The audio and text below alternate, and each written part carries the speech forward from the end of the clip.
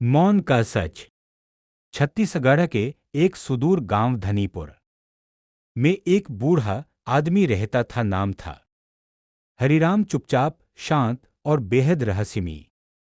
लोग उसे मौन बाबा कहकर बुलाते थे, क्योंकि किसी ने उसे कभी बोलते नहीं सुना। गांव के बच्चों को उससे डर लगता था।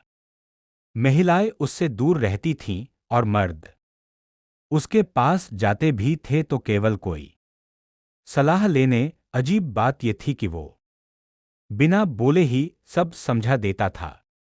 इशारों से, आंखों से या चुप्पी से।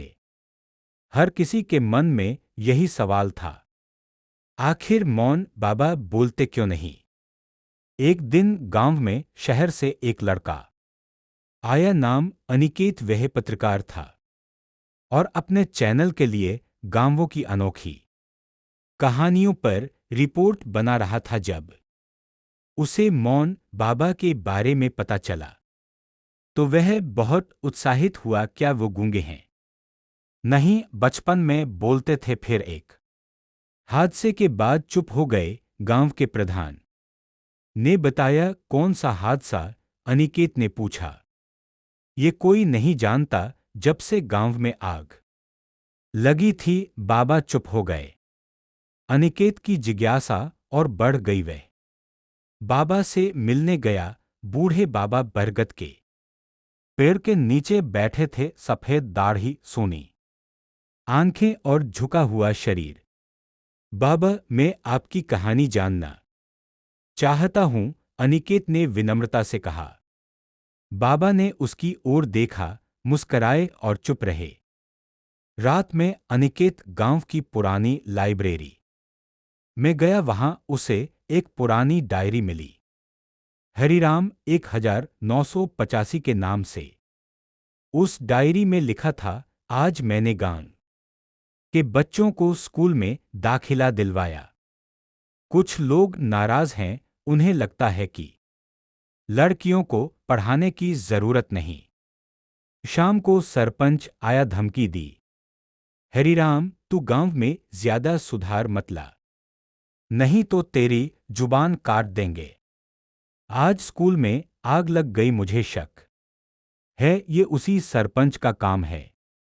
अनिकेत की रूह कांप गई। क्या बाबा को सचमुच जुबान काटने की धमकी मिली थी क्या? इसलिए वो मौन हो गए।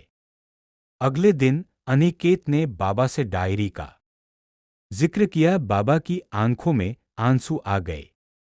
उन्होंने धीरे से सिर हिलाया और पहली बार धीरे से फुसफुसाकर बोले, बचाया था मैंने सबको, लेकिन किसी ने विश्वास नहीं किया। अनिकेत को समझ आ गया, बाबा ने गांव को बचाने की कोशिश की थी, लेकिन राजनीति और अंधविश्वास ने उनकी आवाज छीन ली। अनिकेत ने बाबा की कहानी को एक डॉक्यूमेंट्री में बदला, मौन का सच पूर्णविराम। वह वीडियो वायरल हो गया। गांव में बदलाव की लहर आ गई। लोग बाबा से खुलकर मिलने लगे। अब हरिराम बाबा फिर से बोलने लगे थे, कम लेकिन असरदार। गांव के बच्चे उन्हें प्यार से हरि दादा कहने लगे। गांव में एक नई पाठशाला बनी, हरिराम जन शिक्षा केंद्र पूर्णविराम।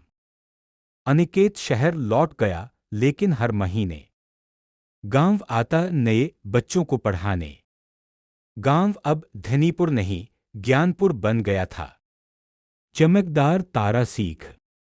इस कहानी से हम सीख सकते हैं कि समाज में जब कोई सच्चाई के लिए लड़ता है तो शुरुआत में उसे मौन रहना पड़ सकता है, लेकिन अगर कोई उसे समझे, उसकी आवाज बने, तो बदलाव मुमकिन है।